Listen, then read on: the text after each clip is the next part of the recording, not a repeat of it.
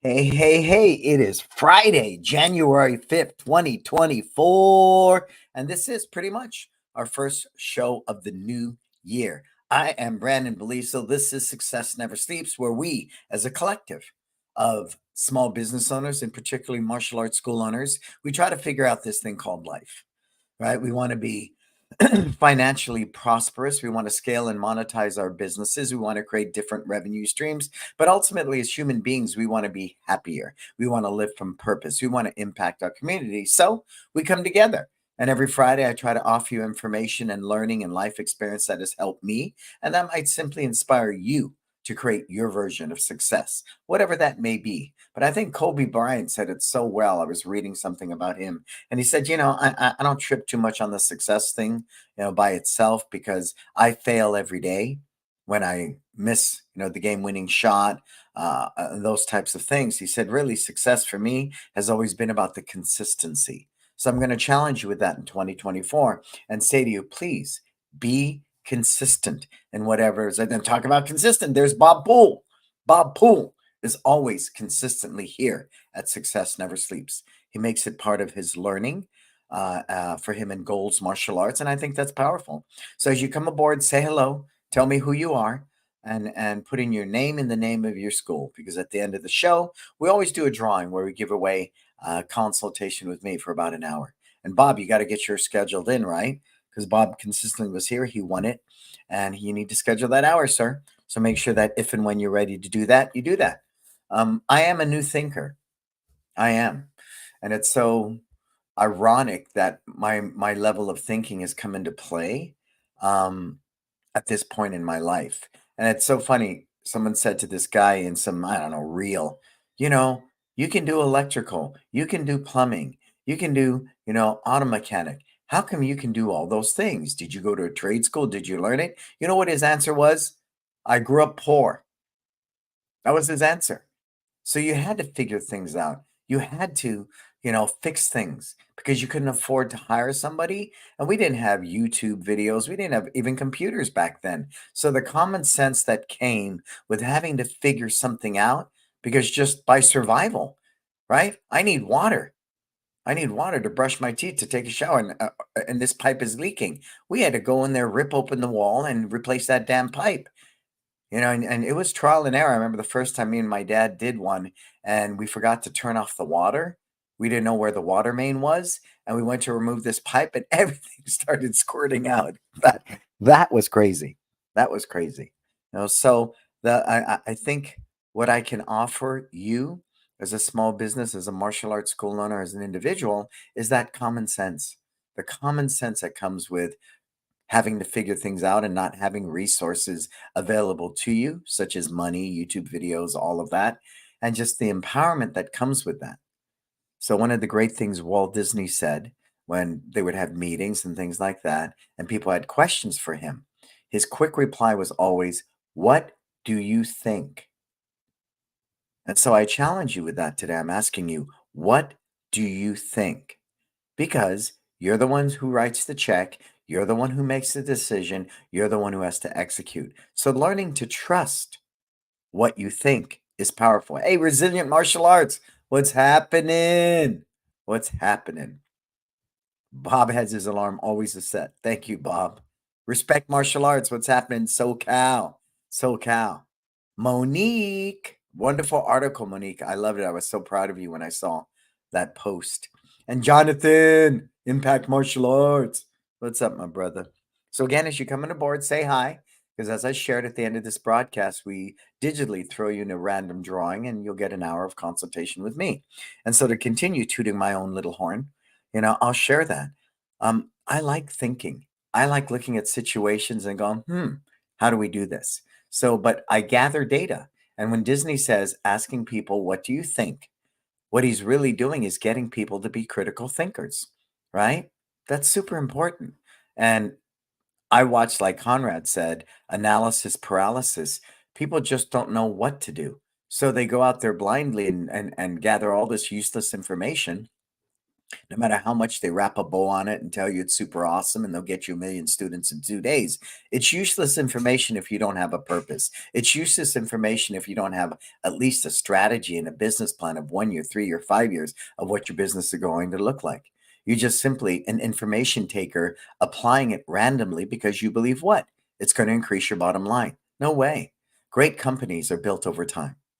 We had this discussion this morning in one of my coaching calls that, Apple almost went bankrupt. Think about that. Who'd have thought Apple ever went bankrupt? Well, they were, but they didn't deter from that vision Steve Jobs had and Steve Wozniak of what it is they were creating together. So it's the same thing here. I know we need to pay rent. I know we need to make money. But when you simply make decisions upon that, oh, I'm going to do this digital marketing because they're going to make me more money. Oh, I'm going to implement this program because it's make me more money. I'm going to make this decision and go this way because it's going to make me more money. That is short term, very, very, very short term. And it's not a great way to grow a legacy business, right? Because if I can create a legacy business, then I can scale and monetize it. And more importantly, sustain it, good times and bad times and indifferent. So again, put your name, the name of your school where you're tuning in from. Let's thank our sponsors. Hey, Excellent Martial Arts, Ralph, all the way in Switzerland. How you feeling, Ralph? I know you had some surgery there. How are you feeling, sir? And I'm grateful to have you here. Is it you're able to attend the show because you're sitting in a hospital bed, chilling out? Hey, Ivan, Collingwood Martial Arts. What's happening, Ivan? So many great people here. And as I shared at the end of the broadcast, we're going to give away an hour. So if you have somebody to share this with, a martial arts group page you're on, anything like that, we definitely want to continue to grow this tribe. I do this every Friday, and I can only do it gratefully because of my sponsors, Tusaw, Market Muscles, My Studio, Kids of Life Skills, and LC Accounting. Now, they're not only my sponsors, I am clients of them. I use their services. I have a Market Muscles website. I use My Studio as my CRM system. I use Kids Love Life Skills as my life skills character development in our schools. I use LC Accounting. They are my bookkeeping service. And we buy martial arts supplies from Tusaw. So often people will think, well, I simply promote these brands because I'm being paid. That is simply not true. I firsthand use every one of these services, and I recommend you do the same. Cool? Virginia from Journey Martial Arts. Yes, in the hospital bed. No time to miss you. Thank you, my brother. Ralph was here last summer, and I fell in love with his family, especially his daughter. What's the youngest one's name, Ralph? I kept messing with her, and but she was so cute. She reminded me of my daughter Taya. So I had this instant kinship with her, and I know I annoyed her, Ralph. I know I annoyed her at times, but it was just so much fun. It was fun when they were here. So let's talk about what's coming up first, and then we'll get into the show. It's Time Live Canada. And we've already started booking for that. We will be in Canada for the first time ever, May 25th through 28th. And I was talking to the people in Canada about it. We're going to keep it to 20 people. We are not. We've had so much interest, but we are not going to do that. We have to stay true to the essence of what we do. The Sunday, the 1 day event for business, sure, we can max that out. But the 4 day experience will only be 20 school owners. We are not going to deter from the value and discipline that's offered in that intimate environment. We will not. So if you're coming in from Canada and you want to attend this event, now is the time to book it. Cool? 4 days with me will change your life. We also have in November, it's Time Live Purpose, right? November 9th through 12th, it's Time Live Purpose. Same thing again. We've done it. This is our 9th year, I think, our 8th or 9th year. And it's 4 days, 5 minutes from SFO. Again, success is something you plan for. Book it now. Book it now. And be one of the 20 people to join us for It's Time Live Purpose. So, I saw the post that people were talking about. Hey, it's the new year, time to look at your schedule and all these different things. I love it. I love it. I love it. I love it. My challenge for you is this. Are you one of those people that hit the gym in January, got to lose 10 pounds, and by February, you're no longer in that habit? Please. That is the one thing I'm going to encourage. So, how do I make sure January becomes February, becomes March, and I'm constantly bettering my business, whether it's scheduling, whether it's belt testing experience, all those different things? Number one, make sure that you schedule everything into a Google Calendar.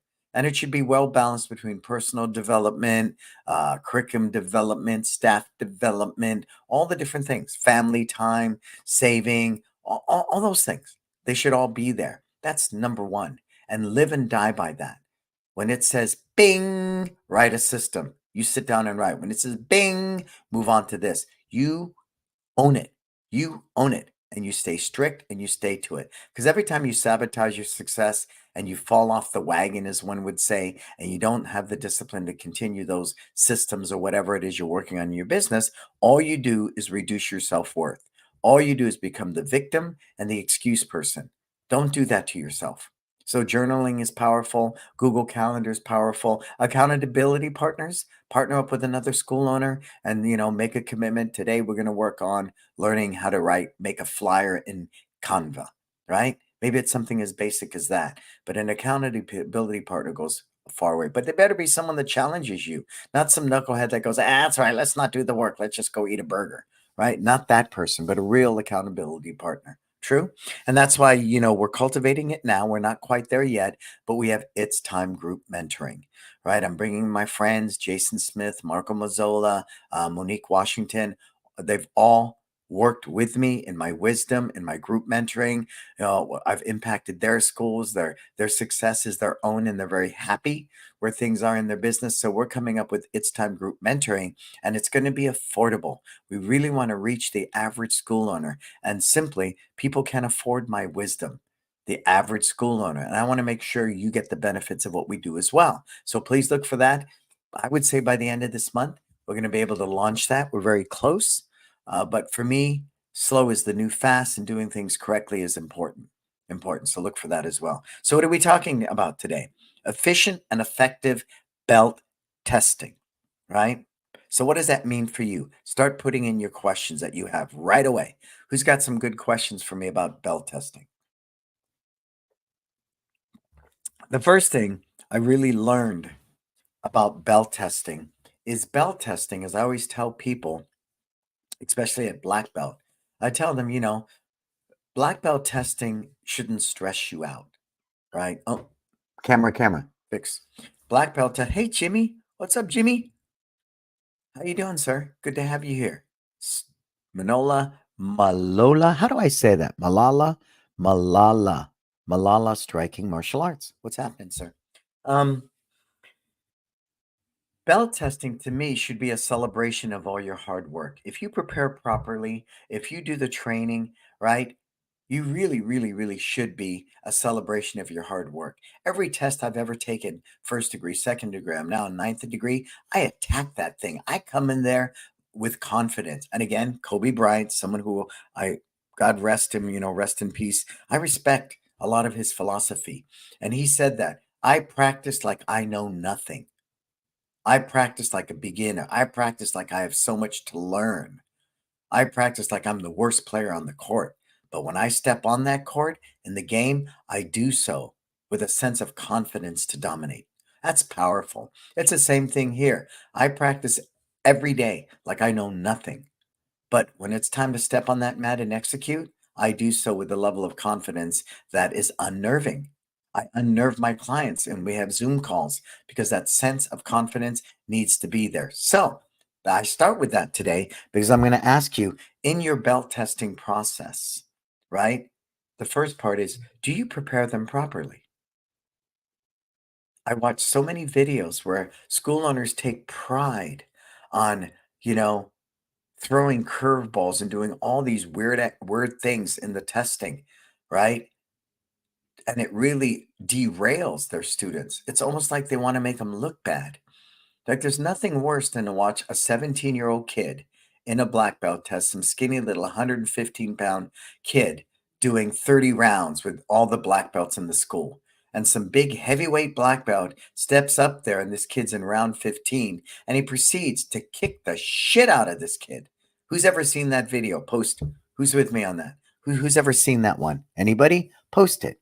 Post it if you've seen that one, a video like that or something similar. I just want to make sure it's not me being crazy, right? Or the one where the guy gets his black belt and he stands defenseless and this guy kicks him in the stomach. I don't get that. Because in the God honest truth, if I'm a black belt and you kick me, I better have enough sense to block it, not stand there helplessly and let you kick me in the stomach. Who have seen those types of videos? Go, go, go. I want to know because I want to pre-frame that before I really go deep on this. So, do I train people properly? Do I prepare them properly? Right? Such that that black belt is a celebration of their hard work. It better be challenging. Our black belt test is 4 hours. The last one I did with Jason and my sister Letitia was 6 hours. 6 hours. Yeah, yes, that's how I was tested. It was traumatizing. Look at my black belt test. I post it all the time. Somebody found it. My dad took a household brick, brick, a red brick, shaved it down to a point. Then you had to balance yourself like this, these two knuckles on that brick, holding your wrist like a tripod, doing push ups on a pointed brick, right? Look at it. We do another one in my black belt test where we grip each other by the esophagus until somebody says uncle. That's not even safe. But it's designed to feed the ego of the master. I must humble you. You might be earning a black belt today, but I must humble you. So I'm going to make sure that this heavyweight black belt kicks the shit out of you and position him in round number 15, right? And let him beat you up. It's almost like getting into a gang, right? When you initiate into a gang, the first they do is all the gang beats you up. What the heck? What the heck? Right? So I want to be very mindful of that I'm properly preparing my students, and whatever I prepare them on is going to be simply highlighted in their testing, right? Pop quizzes, stuff like that, it's cool. That's okay. But the actual testing itself, I'm not going to sit there and practice this curriculum to perfect it. And so they learn the process of mastering something and then totally throw it out the window at the testing. Don't do that. Don't do that. Okay. So that's the first thing is look at the journey from white belt through. I don't care if it's to yellow belt, the next belt, the next belt. That part doesn't matter. But if you're changing up the curriculum and doing things that are unexpected, you put people in a stressful state. Well, I got to prepare them for the unexpected. I understand that. I'm going from white to yellow. So that was the first thing. So again, what are you going to do? You're going to go back, look at your curriculum, make sure it's age level, skill level appropriate, whether it's white to yellow, yellow to orange, whatever your structure may be. Make sure the curriculum is appropriate. As I share this story all the time, we had a form, kata, punze, whatever you want to call it, sitting in year one that now sits up in year four. That's how complicated and complex this form was. So we moved it up. Cool? You with me? So that's the first thing. I want to analyze all my curriculum and make sure it's appropriate. And I can see the progression, even though we do a rotating curriculum. I want to see the progression. Year one is here. Year two is a little harder. Year three is a little harder. Year four is a little harder. But anything in year one, whether I'm any of those three belt levels in that rotating curriculum, it's age appropriate and skill level appropriate. You with me? Super important because I often see that people inundate their curriculum to say, look how cool I am. I think this one guy, this one Japanese system has 126 forms to black belt. I said, what? 126 forms? Man, that's crazy, right? That's crazy, right? So I want to be mindful of that. So what am I really saying with all that, folks? Who can help me? I was kicked by many black belts when I was promoted to black. Yeah, yeah, I'm telling you, if you're gonna sit there, wrap a black belt around me, then ask me to stand there helplessly so you can kick me, that's not happening. That is not why you taught me martial arts. So I can stand there defenseless while you kick the shit out of me. That doesn't make sense. It never made sense to me, folks. It never made sense. But I digress. So when I was talking to a client this morning, I shared with them that, you know, slow is the new fast. And if I lay my curriculum so tight and right that the testing experience really will be celebratory. It will be fun. It will be engaging. It will be challenging. It will be. It will be the hardest thing they ever did at black belt level by the time they get to that point. But I would have prepared them properly to get there. So I think that's one of the first ills of efficient and effective belt testing is the curriculum itself is not so well thought out and crafted that each belt is janky and jagged and has no rhyme or reason, right? They sit there and spend 3 months of doing this. Then the next 3 months, they're doing weapons. And the next 3 months, they're doing, grappling. The next 3 months, nothing builds upon itself to create a good foundation. and where you have this wonderful home on top of it. So I'm a huge advocate of trying to be more of a purist for me, anyways, from white to black. And then from there on, we're going to augment it. But don't hold me on that. I'm currently in the process of revamping our curriculum again, new curriculum videos and everything, where I want to add stronger self defense components. I want to add a little bit of ground fighting, the things that I've learned to make it a little more balanced through their martial arts journey. Because I want to make sure whether you're with me for 3 months or 3 years, that you have a certain level of confidence to defend yourself if needed. So that's my journey personally. Hey, David, what's up, sir? Long time. Long time, David. Our job is prepare them for success. Absolutely. Absolutely. Absolutely. But I've seen so many martial arts instructors, and I've experienced as a student, never did it as an instructor, where you set them up for failure. You want to humble them. You want to bring them down a notch. No, I should be elevating you with every opportunity, no matter how challenging something can be. It is. Like if you do a 4-hour test with us, we do fitness at the end. And they've got to do, like, I don't know, all these push-ups and sit-ups and running, and they're crying. They're literally spent. A 12, 13-year-old kid is spent, but we push them through it. It's not perfect. It's not pretty, but we push them through it. But no way I'm going to kick that, 13, 14-year-old kid in the gut after I award him a black belt. I simply will not. And that's me. I think it's abusive, borderline abusive for me. Okay, so we got that. We've really laid out great curriculum videos. It's so tight and right. The learning experience is wonderful. The team is trained well. So when they step up to test, what they know, they are confident to execute. Cool? We with that? Now, we just finished belt testing and administering curriculum to what? We have a little over 1,000 students, and I'd say 800, 900 are martial arts students. The rest are after schoolers and kickboxers, right?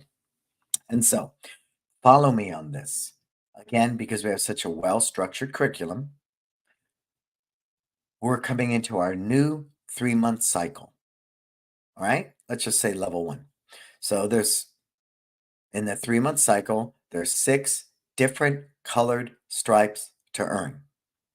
The way we break it down, because most people are twice a week, there is Learn Week and there is Earn Week. Right now, if you look up on the wall, you look on the Market Muscles TV, it says Learn Week, yellow stripe 13. That's what everybody's on. There's a yellow stripe 13 for year 1, year 2, year 3, and year 4. So when we do staff training, the efficiency is phenomenal because I can't expect this instructor to know everything at a level 10, right? Because there's so much curriculum, but he will know how to teach and execute yellow stripe 13 for the first 2 weeks, then orange stripe 14 for the next 2 weeks. And if there's a 5th week in the month, so what? I get a little more time. That's all that allows me to do, right? So some stripes will stretch out over 3 weeks when it's a 5-week month. But in this case, January, since we've been closed, there is no 5-week month, right? It's going to be 4 weeks. So everybody in the school knows that's super important. We are on Learn Week. So when that parent comes to you and says, my kid didn't earn a stripe this week. Well, that's because if you look up on the wall, sir, which will help you, it says Learn Week. Oh, okay. Then I'm cool. Sorry about that. So there's Learn Week and there's Earn Week. But the big thing is we have to make sure whatever curriculum we designed, they can learn and practice it in class. We have some really great instructional videos. Do I still count on a student practicing? No. Why? Because it's a variable I cannot influence or impact.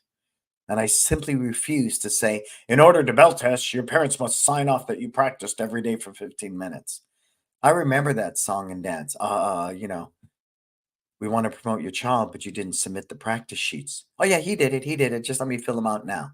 Bad experience for us, bad experience for them. Get rid of it. I am not policing people outside of my school. I refuse to do that. I think it's bad for business, and it has nothing to do with what you teach them in the school because that's what you are paid for. Everybody with me? So that's a big process. Now, Learn Week, Earn Week. Okay? 6 different colored stripes. Tell me, at the end of a 3-month cycle, how many stripes will they have on their belt? Go. Make sure that you're following this conversation. Go.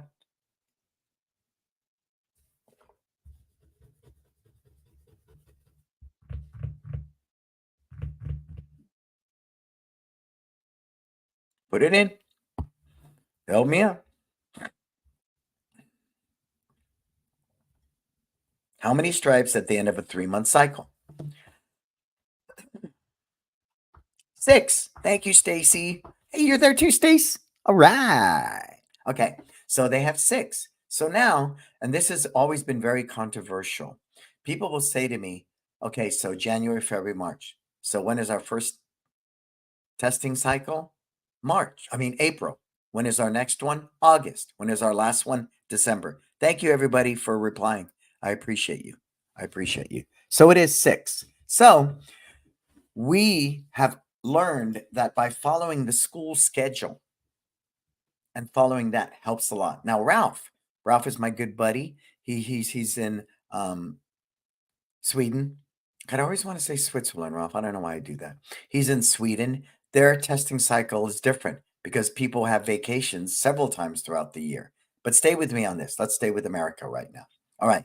So at the end of 3 months, we have 6 stripes. We come into April. We lose 1 week automatically because of spring break. It's gone. So you don't have a full month of testing. And the average kid is coming twice a week. We do not stop sparring on the B day. So A day, we're reviewing and testing. B day, guess what? It's sparring. So how many days really do they have to review and test out those stripes? 3. 3. 3 Mondays if they're an AB student. And then Wednesday is still sparring. So again, administering curriculum to these many students, we like using a month. August is another one. Back to school, last minute vacations. So it's not a full month. And when is the last one? December. We're closed for a week during December. People going on vacation, et cetera, et cetera, et cetera. So again, it is not a full month of testing. But what my team enjoys is that we don't rush people. We don't rush them. So at the end of 3 months, 6 stripes on their belt. Now, are there going to be kids who show up without certain stripes they've missed? Absolutely. That's when we also have makeup stripe.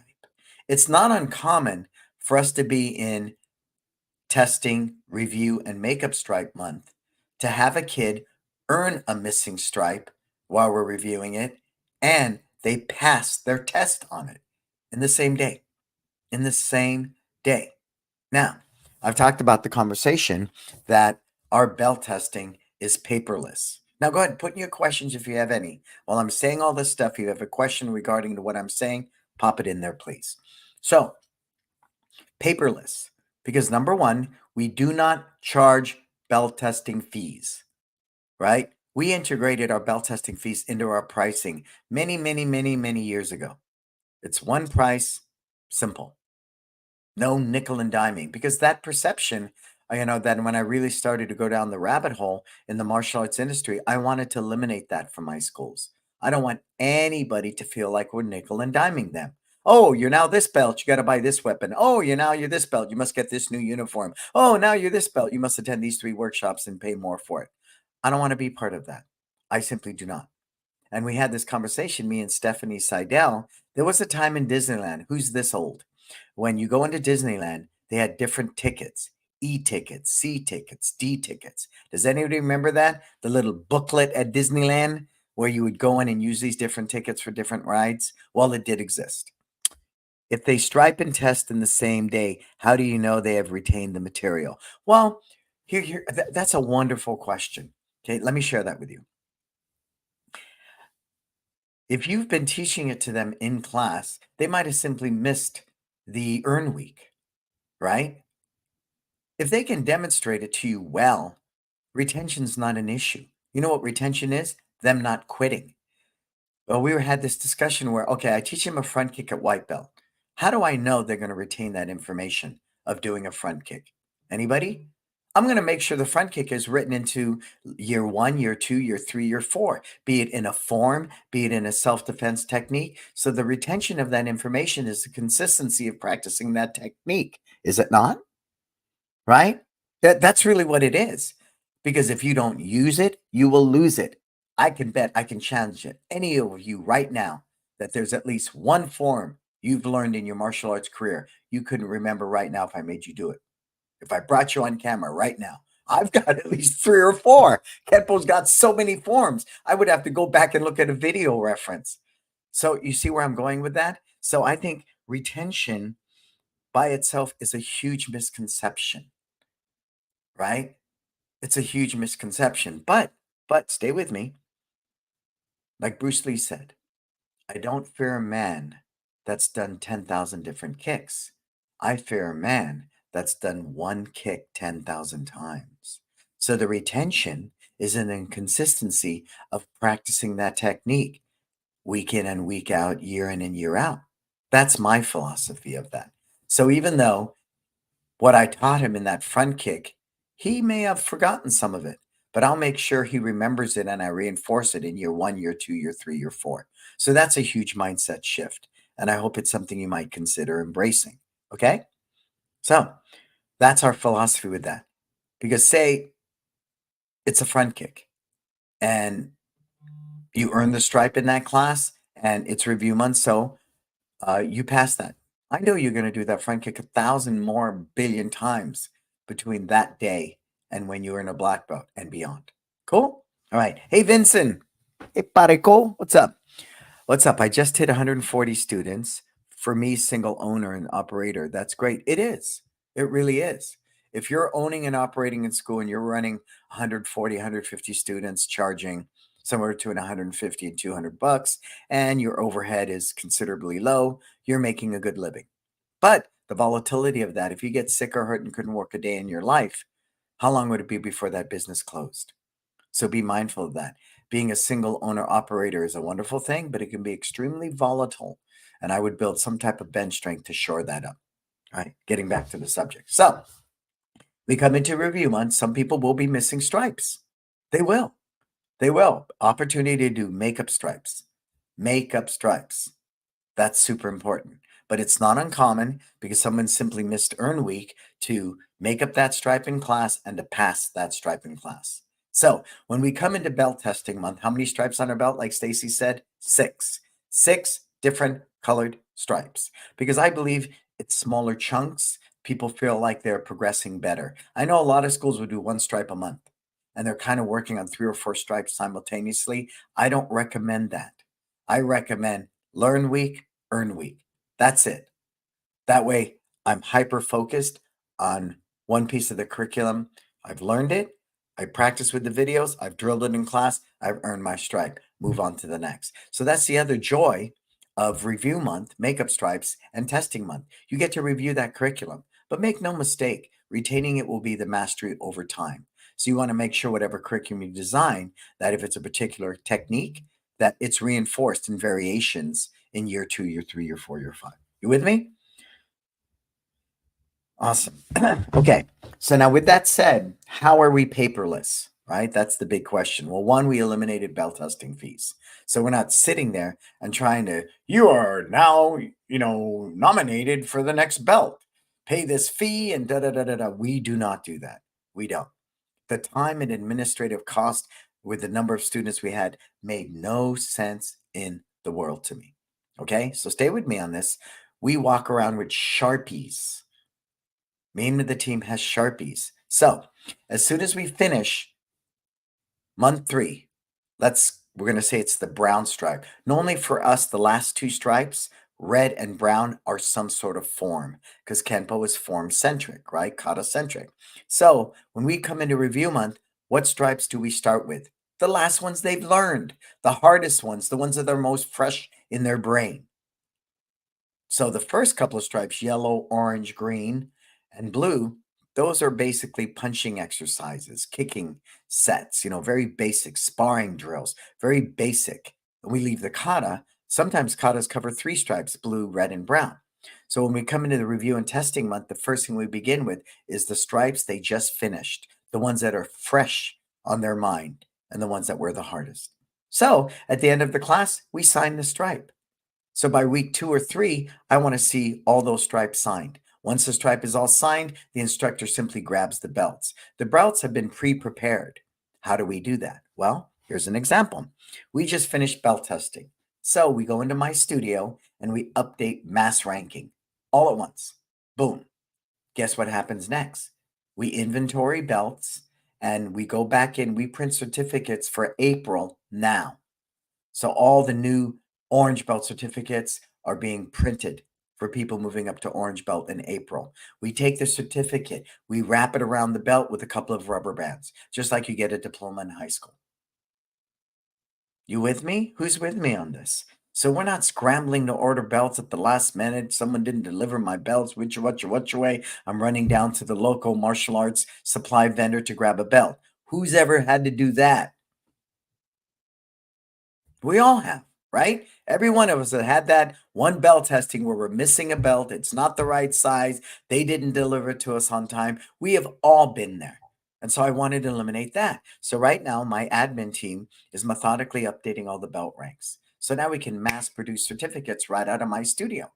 It's that simple, which is wonderful. We take them because, we take it, we export it as an Excel file, CVS file, we import it back into our belt testing, and it's completely done. Names and everything. So we print them out. We wrap them around the existing belts. We inventory what belts we need, what sizes we need based upon last belt testing. You follow me? Is everybody with me on this? And so, again, when I cultivate this, there's two things I'm after. One is to make sure my team has the tools to create this experience, but it doesn't stress them out. Like Richard Branson said, and I highly agree, if my team is successful, my client, the people who fly in our airlines is happy. And that was Virgin Airlines, right? I agree with that. Okay, so let me look at some of the questions. What's up? Okay, David, can you do it slightly different if you have instead of A-B days and do A and B weeks, do earn stripes over a course of a week? Okay. Can you do it slightly different? If you have instead of A-B days and do A and B weeks, could you do earn stripes over a course of a week? You can, sir. Absolutely. But see how we follow, because we have once a week memberships, right? Or as we call them, tuition investment plans. Huge difference. We don't say memberships. Correct yourself, Brannon. Your tuition investment. That alone has changed the way people's mindsets are that walk into our schools. All right. So, David, A day curriculum, B day sparring. You're a once a week student, you don't spar. So, you only have an A day. So, a once a week student only ever comes to a curriculum day. So, if you're a twice a week student, B day sparring. But now, with twice a week students and once a week students, it's the same amount of curriculum, David. The same exact amount of curriculum. So to administer that, nothing changes. Nothing changes. But you can't earn a black belt in our school without sparring. So at some point, you'll have to make that investment and start sparring. And people normally do it by year 3 at the latest. They do. We very rarely we have somebody, in year 4 who's going to get ready to test for black belt start sparring. But that's another conversation. We'll get to that in a minute. All right. So yeah, you could do it any way you want, David. I think the clear thing with that for us was to make sure everybody was on the same page. Everybody understood where we were. Okay. So that part was super important. Super important. So when that parent comes up and says, my kid didn't earn a stripe this week. Well, yeah, it's because we are on Learn Week. Right? So yeah, you can absolutely do it that way, sir. There's no right or wrong. What's up, Jason? Believe Martial Arts, Chipley, Florida. What's happening, sir? Yep. The goal is, again, for me, is that the parent understands, the student understands, and the team understands. The reason we like the AB week is because when we're staff training, like we did last night, right? I'm actually working with them to help them test people next week on Earn Week of Yellow Stripe. Next week, what am I going to work with the staff on? Anybody? How to teach Orange Stripe for Learn Week. Right? So that's what's neat about it. The system I've developed also facilitates empowering the team because you can't staff train for freaking 3 hours anymore. Smaller chunks are more efficient. So when we come into staff training, okay, everybody, next week we're going to start learning Orange Stripe. Let's do Orange Stripe for year 1. Let's work on Orange Stripe for year 2. Let's work on Orange Stripe for year 3. Let's work on Orange Stripe for year 4. That small chunk is so much more manageable. It's so much more manageable. It is. And they're empowered, they're hyper focused on one thing, and it's much more efficient. You with me? So that's how that came to be. Cool. Love the learn and earn weeks. Yeah, again, because if I'm on here, this is how this happened too, Stace. It was, somebody's there for a 4-week trial. We used to do 4 weeks for $99 with a uniform. We stopped doing that because of the sticker shock that came with going from 99 and a free uniform to, I think we're at 279 a month now for twice a week. So it's getting up there. That sticker shock really messed up our conversion, Stacy. People hated it. They hated it. They hated it. They hated it. So that didn't work for us. Also, if I'm on that 4-week trial, right, at the end of 1 month, what do I have to show for it? One stripe on my belt. And please tell me you don't use freaking electrical tape. Stop it. Go to kidslovelyskills.com right now and get stripes that are nice and cut and pre-cut, and they look awesome. Different colors. No more electrical tape. So at the end of 1 month, I'm assessing whether we're going to go into a regular tuition investment plan, right? If only progress I have is one stripe on my belt and it's a black piece of electrical tape, I'm done. But if I have two colorful pre-cut stripes on my belt and two life skills badges that I've earned, because what we also coincide, Stacy, is every 2 weeks we're changing to a different life skill. It coincides, again, facilitating training the staff. What are we working on? Yellow stripe for the first 2 weeks of January. What else did we pre-frame in the last week of December? We went over the life skills talk that they're going to be delivering in those classes for 2 weeks. So methodically, it made more sense. You with me? All right, let's see. What's the question? Can someone earn their belt the first week of test month? No, we really try to make sure we stretch that out, but it's not uncommon by week 3 that people have been awarded a belt and we're doing the rest of those makeup stripes. But what do we do then? All right, you've already finished these stripes and you've earned our belts. You're in the front row. You're the leader of the class. You have an opportunity to develop leadership skills, be the best example for the other kids, making up stripes and finishing their belt testing. You will earn a leader badge at the end of class. See, so we've mitigated that too. But it rarely happens. No, it doesn't happen at all. Can somebody get all 6 stripes tested and signed off in week 1? No, no. We'd rather them review and master a little bit, put them at the front row, make them lead the class, those different things. Has this happened though? I'll tell you what has happened is somebody's so well prepared. We go through the first review of a tip of a stripe. They do it so well. I will take that Sharpie, walk up to him and sign it and put them at the front of the class. All right, little Johnny just got his brown stripe signed. You want to get your brown stripe signed, class? We need you to do it as strong as Johnny, to do it as fast as Johnny, to do it as correct as Johnny, and to do it as accurate as Johnny, right? Because everything drill we cultivate is based upon an acronym, CAPS. Write it down, KAPS. I know it's misspelled. CAPS. K is for knowledge. A is for accuracy. P is for power. S is for speed. Now, for the average kid, speed means nothing. So let's go over that. Knowledge. You know the stripe. Accuracy. You know what the target is, right? I don't care how good a technique is. If you can't hit your target, it's irrelevant. Accuracy. P is for power. Do it strong or hard. S is for speed. Do it fast. So when we cultivate drills, right? Knowledge, okay, they can demonstrate the technique correctly. Accuracy, what drill could I use for accuracy? Well, I'm going to use a yellow square pad or a focus mitt. They got to get that target. Power, use a Wave Master bag. Make a drill for them to do the technique on the Wave Master. Speed, design a drill for speed. If I'm holding a red target and it's a punch, then when you go to punch that red square target, I'm going to hit your hand with a noodle. It makes them rechamber it quickly. There's a speed drill. Did you get that? That alone is going to change the structure of your class. So when we create drills and we talk about how we teach this curriculum, everything centers around the CAPS acronym: knowledge, accuracy, power, and speed. Cool? Here's another question. What is the maximum number of form movements per stripe? I love it. I love it. I love it. The human mind can comprehend 3 to 8 moves. That's why we have some forms that literally will go over 3 stripes. Now, as they get higher in ranking, we have 1 stripe that covers half a form. They're able to comprehend that and move much quickly. It's just like reading. If I'm a first grade reader, how much information can I read in 45 minutes compared to how much information can I read when I'm in 12th grade? So again, that will change a little bit as they move up in ranking. But what happens now is we make sure in those 3 to 8 moves, what are we fundamentally doing? Disguising the repetition. So say I'm teaching a form and I'm working on P for power.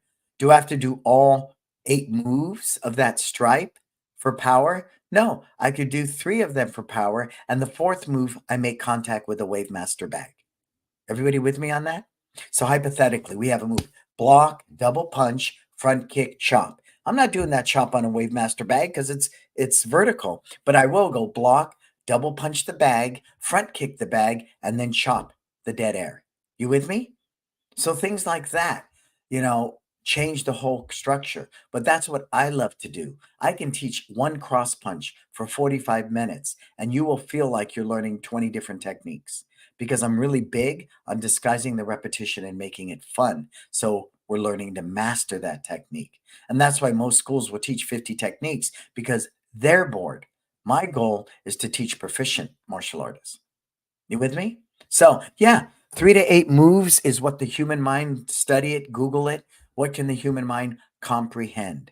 I'm not big on memorization. I'm big on learning and comprehension. But make no mistake, I love Kenpo. I love the forms. I've sat there and, I had conversations with people about this. In our system of Kenpo, they actually called it dances. They understand it's not self defense. They understand it's not real world martial arts, defend yourself in the street. They understand that. They call it dances. It teaches focus, coordination, it teaches discipline, it teaches balance, it teaches so many things. And I, as a kata practitioner, was always a better fighter because I was more of a technician. I was very detail oriented. There you go, right? So 3 to 8 moves. That is the goal. What's the next question? Learning on rigs are golden. Really improve the dojo experience for both the instructor. And that's it. Go throw that up because it's more a statement than it is a question. That's what it is. It's about improving the experience for the instructors, students, and parents. Now, when that parent looks at you and says, "What should my child practice for the next class?" And you can say, take out your app, click on the books in the lower corner, go to level 1, go to yellow stripe 13. Your child should practice yellow stripe 13, level 1 for next week's class. Instead of, well, the tiger ripping on the moon on the left nut of Sunday, none of that happens anymore. It's very efficient. It's in the newsletter. This month, we're on yellow stripe 13, orange stripe 14. Please practice that stripe for your level, right? It's there. It's up on the wall.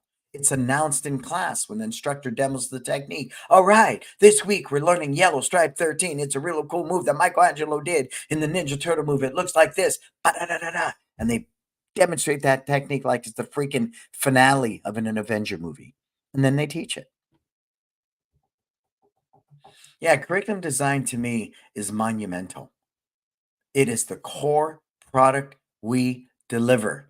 But if the user experience is not great, if the parent experience is not great, if the facilitating of it is not great from your team, then you better go back to the drawing board. That's why we're on the 4th revision. I still have stripes where the team hates teaching them and the students are frustrated learning it, which in turn, the student's frustrated, they go home, they can't practice, the parent is helpless, even with the instruction video, it's a bad day. That's simple. So I'm ever mindful of that. And if you want to talk fighting, I grew up in the streets, I lived in the ghetto. Every day was a fight. Big ass sign, Belisa Karate School. Every day I walked out that front door and had to negotiate space to get to my school and back was a war zone. It was a freaking war zone. Oh, you're that Beliso kid. So I fought all the time. And the God honest truth, 3 to 4 techniques, max in a real street fight. Think about even tournament fighters. How many techniques? You have your go-to techniques. So let's not debate that. What we're trying to do is teach people to be goal oriented. What we're trying to teach people to do is to manage, you know, how to efficiently learn something, earn something, become proficient at it. That's what we're really doing. That's what we're doing. Creating that person who can have the mindset to go out there and face challenges and methodically, structurally overcome that challenge, right? All of it. So please be mindful of that. Now, you want to throw in weapons and all the rest? Absolutely. Whatever fits your core value. But I'm not going to live and by the dogma. This is the way it's been done for 5,000 years, so we continue to do that. That simply doesn't work for me. I want learning and comprehension. You with me? But I kept the core values of Kenpo, the core key dances. And that's what kept resonating. Key dances, key dances, key dances. Okay, that's the heart and soul of Kenpo. I'll keep those. Everything else I cultivate around it is a free for all. I kid you not, because I want people to be great at martial arts, a great human being, and ultimately be able to defend themselves. That's one component that should always be addressed. You with me? Good. Hawaiian hula is a martial arts. Absolutely. Absolutely. Yeah. It is. I would believe that. Hawaiian hula is a martial arts. Absolutely. I think it's much like the Filipinos, right? When they developed arnis and kali and things like that, they were using sticks and machetes as farming tools. The sticks would beat the husk off the rice, right? The machete, same thing. So when they developed arnis, it's so the Spaniards who occupied the Philippines for 300 years, right, could not see that this is a martial arts. They're learning to defend themselves. So every time they strike with that stick, they were husking rice, right? So I believe that, right? Hula was disguising their self-defense from what? Freaking Captain Cook and all the other crazy people that came there and polluted Hawaii and tried to civilize them when they were the ones who were uncivilized. That's a different conversation. My father was born in Hawaii. I have a kinship with the Hawaiian culture. So that's a different story. Okay. So what are your other questions? I mean, we could do this in a part two as well. Now that I've got you thinking, we can really go. Look at Elizabeth's question. Is all B-Day sparring every day except time for now? See, but that's a neat thing, Elizabeth. Even during testing month, we have the B-Day of sparring because we don't want people to be rusty. We don't want to take that away from them. So again, is it a full month of testing? No, it's actually 3 to 4 A days. We have one group, and this is how you get to be 600 person school. Monday and Wednesday, 5 classes, 30 people in a class. There's 100 students. Do it at 150. Do it again on Tuesday and Thursday. Now you're at 300. Do it again on Friday and Saturday, the once a week students. Now you're at, 450. There you go. Right? There you go. And some classes we can take up to 40. So that's how we accommodate that. So even during testing and review and makeup stripe month, we have nothing but sparring. Now, if you're a once a week student, sparring doesn't impact you at all. Do we have some twice a week students that don't do sparring? Yes. And I'm cool with that. You want to come in and master curriculum twice a week? Hell, I train 6 days a week, 4 hours a day, right? So if you want to be a twice a week student and not spar, rock and roll. Rock and roll. It's fine. It's fine. What are your thoughts on dividing classes by age and rank? We have a teen and adult class, but we teach that old school. That's it. Old school. Done day. It's not a big program, but it preserves the legacy of my father and Ralph Castro and Rick Alamani. But my adult program is fitness kickboxing. That's where our numbers are higher. So again, for me, old school martial artists, I need a bit of that. So our teen and adult is our smallest programs. They just are. They just are. So I'm not, when we talk about it, we have a 3 to roughly 6-year-old program. Because I say 6 because sometimes the 6-year-olds cross year over. 3 and 4, parent participation. 5 and 6, they do the same curriculum. They're just doing it without the parent. Okay. Then our youth karate is roughly 7 to 11 because our 12-year-olds don't want to hang out with a 7-year-old. Then our teen and adult fluctuate from 12 years old on up. On up. I'm not big on the family class because we warm up together and then the adults go this way, kids go this way. But in our 3-year-old, where the parent is the example, it works all day. I'm not against anything if it allows you to deliver the highest experience, learning experience, as I say, that Disney experience. As long as you can deliver that, whatever you choose to do in your curriculum, I'm fine. Divided by class, age, rank, all of that's fine. But make sure it's efficient and effective where your team is able to deliver it at the highest level. where your students are able to experience it at the highest level and the parents walk out of there feeling the highest level of value. That's our commitment, not to some form that was taught at year one, well, even worse, at white belt, that now sits in year four because it was the worst experience for everybody. You try to teach a form that's sitting in year four now to a white belt. How insane is that? But the philosophy was we want to weed out the weak. Okay. It's our goal to help the weak become strong. So age appropriate and skill level appropriate is what I'm going to stress. Cool. All right. Next question before we wrap this up, Marco. Any other questions today? And anyone who's ever came to our schools, when they witness it, that's the one thing they said was pretty phenomenal. There is no downtime in our classes. The people are interchangeable because it's systematic. We teach based upon systems, and the key to consistency is in those systems, and the key to trust is consistency. There's nothing worse than when a student says, well, Mr. So-and-so said to do it like this. Not cool. Not a good day. Not a good day. Not a good day. So again, we're paperless because everything's a Sharpie and we simply sign a belt. Sign a stripe on the belt. Come on. Come on, camera. Marco, they've got to make a better camera that doesn't do this. This has been this way since virtual and it just makes me freaking nuts. Hopefully it'll clear up.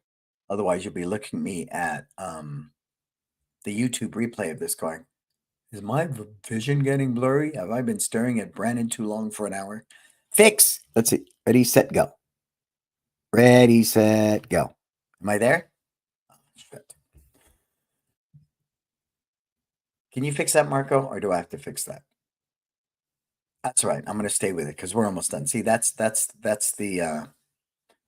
God saying we need. Oh, see, it came back. So that's really all this is about. When the day's done, I want to create the best experience, create great martial artists, empower my team, empower the student, empower the parent. And once we made that commitment, then all bets were off. We looked at our curriculum and went, that doesn't need to be there. Move it up into black belt. We have some forms that are now up in first and second degree black belt because they were just too hard and too crazy, right? We really not dumbed it down. We simplified and made things more effective and efficient. That's it. All day, every day. And anyone that comes out to my schools, that's the first thing they witness. No downtime. This guy teaches exactly the same as this person. Exactly. Yeah, absolutely. Because when the day's done, read E-Myth by Michael Gerber. Do I care if a 15-year-old kid makes my quarter pounder with cheese or a 50-year-old man? No, I don't. If it tastes the same in China, the Philippines, in the US, I'm happy with it. I trust that when I go to McDonald's, that quarter pounder with cheese will taste exactly the same from the last time I took a bite out of one. You with me? So it's the same thing here. If you want to grow and scale and administer curriculum to, in this case, 800 students over this bell testing cycle, it needs to be efficient and it needs to be effective. Let that be your commitment, not to a technique that's done this way for 5,000 years, so we must do it this way. Right? If you don't evolve, if you don't, advance, then you're going to die. But make no mistakes. I'm true and dedicated to the heart and soul of Kenpo, and I do not veer from that part of it. So we keep the key dances. But now we're integrating jujitsu, our knees, other things. But our heart and soul will always be the heart and soul. Cool? All right. So let's start by thanking our sponsors. I love my sponsors. Tusaw, Market Muscles, My Studio, Kids Love Life Skills, LC Accounting. We love you. We love you. Thank you for what you do. If you haven't at least looked at these services, please do. We use all of these services in my business, all of them. I'm not simply a brand ambassador for them. We actively use them. They impact our bottom line. They impact everything that we do. Cool? Canada's coming up. Get booked for Canada. Only 20 spots, 4 days with me. I'll be up in Canada for my first Canadian visit. You need to be there. Of course, we have It's Time Life Purpose. That's in November. Only 20 people for the 4 days. Book it now. None of this last minute stuff, you guys. Success is something you plan for, and that's why we're launching it now. The true action takers, the true visionaries, the true people that know what their business is going to look like in 1 year, 3 years, 5 years, they are planning for their personal development component now. So book November 9th through 12th. It's Time Live, Purpose with me, Brannon Beliso. So what are my big takeaways today? The core product we deliver is martial arts instruction.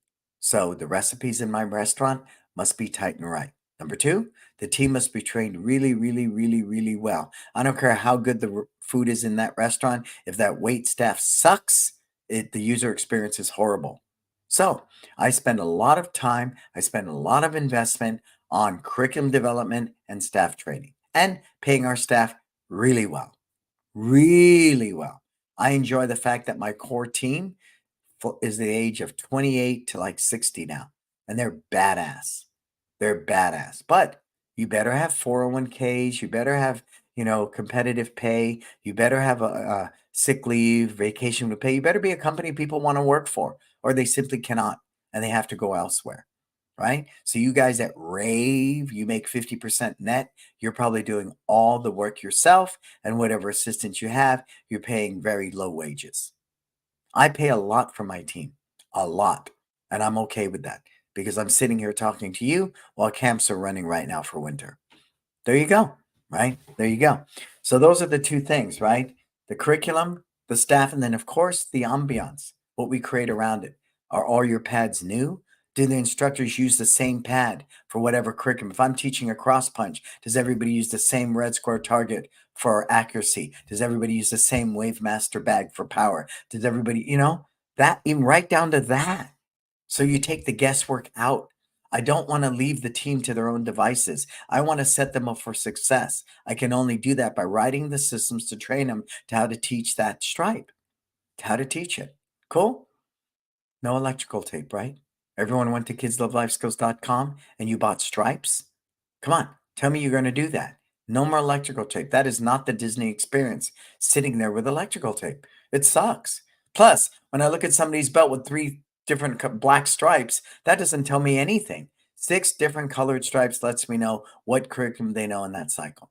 Again, always improving, always improving. Cool? All right, Marco, we need to choose a winner for being here today. Who's going to earn an hour of consulting with me, valued at what? $350. That is my going rate. You go to my website and book an hour, it will cost you $350. Cool? Right. So go. What do we have? Stacy, you're the winner, Stacy. Oh man, I get to talk to Stacy. Maybe your husband will be on the call too. That'd be a lot of fun, right? That'd be a lot of fun. I think the last time I saw you guys together was maybe when I was in Houston. I want to say Houston when I did Breakfast with Brannon. I don't know. Maybe I'm wrong. Maybe we saw each other at the Super Show. Right on, Stacy. You are the big winner. So make sure you connect with Marco and we'll get that all scheduled in. Cool? So, New Year, right? But honestly, every day is New Year's for me. I'm constantly working on curriculum. I'm constantly bettering my team constantly. I don't wait for New Year's to look at schedule and all. We're doing it again now. That I believe is the earmark of why for 24 years. After year 7, we broke 1 million. We've consistently done that number. When we opened the second in the school, we're at 1 million in 3 years. We've consistently done close to $2 million a year, with the exception of the pandemic, consistently. And that is the earmark of why I believe the information I can offer you is of value. I'm not some fly-by-night consultant that just sit there making up stuff or biting Grant Cardone or Gary Vee or someone else and putting a new bow on it and saying, buy it from me. No, everything I offer you can be verified. Tax returns. The money I make, I can prove. People who come to our events witness it firsthand. That's what I double down on. That's what I encourage you to look for when you look for anybody to work with. Cool? Got to walk your talk, people, and you better have the data to back it up. I am Brannon Beliso. Subscribe to my YouTube channel. Every episode of Success Never Sleeps is there, as well as it's on all the podcast platforms, Spotify, Apple Music. It's all there. It's all there. So follow me at YouTube. Subscribe to my YouTube channel. Follow me at Instagram. For everything else, go to brannonbeliso.com. Thank you, Marco, for holding down the fort. I am Brannon Beliso. Until we talk again, please, what are you going to go out there and do? Live your best life.